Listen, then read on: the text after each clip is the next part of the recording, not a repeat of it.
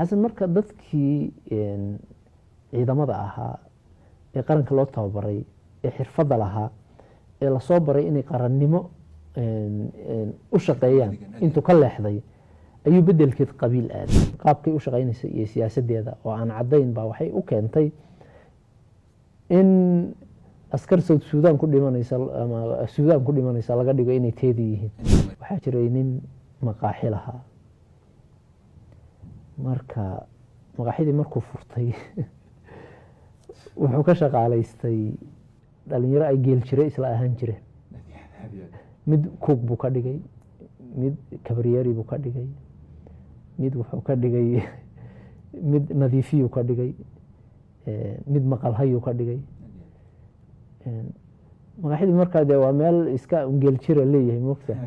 in yaroo reerkiisa baa wax ka cuncunta maalin dambe waxay intay u yeereen ninkii lahaa kiro aniga meesha urna waa loogu baktiyey cunto xumana waa loogu baktiyey ma wax ka bedeshid markaasuu yidhi waayahay isbeddel baan samaynaya iyo aniga ii daaya shaqan ka qabanaya kuugii buu bedelay wuxuu yidhi adigu kabriyeri noqo kabriyerigiina wuxuu yidhi adigu kuug noqo maqalhayii wuxuu yidhi adigu nadiifiye noqo nadiifiyiina wuxuu yidhi nimankii buu yimi wuxuu ku yidhi waryaah isbeddel weyn baan sameeyey hadda meeshii waad ka raysan doontaan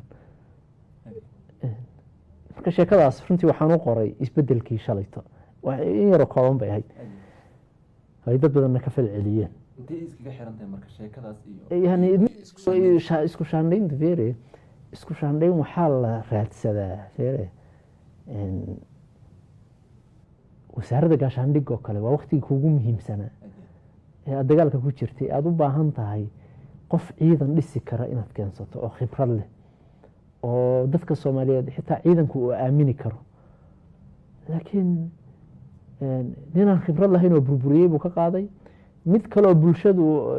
mar lahaa anigu haddaan xil qabto dadka ugu horeysa naaxsanaya waa tolkay ayuu geeyey dadka kalena waa sidaas dad uun qaraabo isaga ay yihiin waxbuu isku belbedeshay marka isku shaandhaynta maxay isku shaandhayntu hadda madaxweynuhu shalay sameeyey maxay ka taraysaa duruufta haysata ee al-shabaabka kaabiga ku haya maamul goboleedyada maqan hubanti la'aanta doorashada ka taagan siyaasadda ka taagan waxaasoo dhan maxay ka taraysaa waxba kama tarayso dabcan dad badan oo dad hadda la cariyo waxa lagu eedeynaya inaysan ka shaqeynin arrinta doorasho qof uu codbada xishaqa uu rabay lagu eedeynaya oo kala ma shaqeyn doona ku sheegay firi xasan wuxuu rabaysan ba garanayn xitaa wasiiradan uu hadda keenay xasan laftiisa ku rarsiin ma garanayaan wuxuu rabo hoos xasan laftiisa la garanayn ba wuxuu rabo soo marka qof markuusan ku garanayn ba si kasta uu ku taageersan yahay marra madaxu kaaga dhici marra dhabarku kaaga dhici marra luguhu kaaga dhici adiguna waa dawaqi isaguna uu kugu dawaqi waxaa jira qoraal Facebook aad ku qorto tilmaantay in doorashadii Jubbaland saddex qof keen oo mid kala bax ra'iisul wasaare Xamse oo Axmed Madoobe dhahay ra'iisul wasaare Xamse aragtaas keena waxaa isweydiisay xan Sheekh Maxamed Suuragal miya in fashilka dagaalka iyo dhibaatada hadda dalka jirto iyo hubanti la'aanta jirto inuu asaga dusha u saaro maxaad ula jeedaa qoraalkaas horta waxaan maqli jiray miskiin baa miska la fuula leh Axmed Madoobe aan wareysigiisa dhageystay madaxweyne Axmed Madoobe aan wareysiga dhageystay wuxuu eeda doorashadii 2019 saddex keeno mid aan kala baxo eedeedii oo dhan Xamse oo gudoomiyihii ahaa buu dusha ka saaray hadda ninka wax lagu dooranayay waa kuma ninka la doortay waa Axmed Madoobe Xamse maaha ninka la doortay soo marka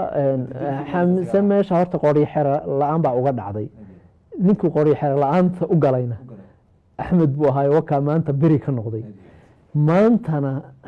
Xamse wuxuu ku taagan yahay qori xira la'aan kale oo Xasan Sheekh ayuu awoodihiisii dastuuriga ahaa ee dowladnimada inuu ku hago dhan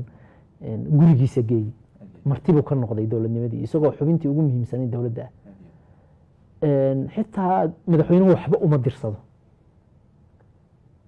may fahmaysaa so marka fashilkan dowladnimada haysta maxaa ka mancinaya bari xaasanna inuu yiraahdo wixii dhibaha dhacay oo dhan iyo jabkii ciidamada iyo in shabaab halkaas soo gaaraan xamsa masuulka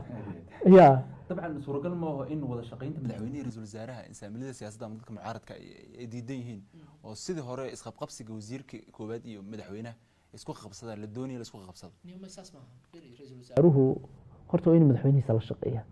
laakiin waa inuu kula shaqeeyaa awoodihiisa dastuur firi madaxweynahaaga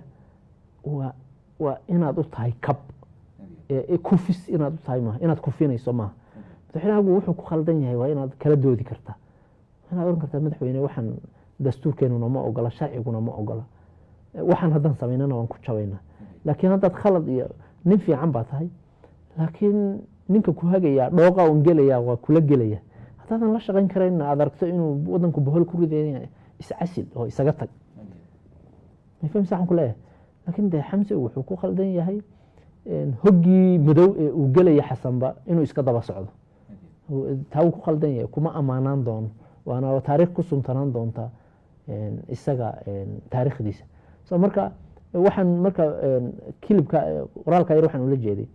eed kasta waana laga yaabaa inay dhici doonto hadda waxba inooma dhino adduunku waa maalmee xasan oo leh wax kastoo fashil oo dowladnimada soo gaadhay xamsa mas-uulka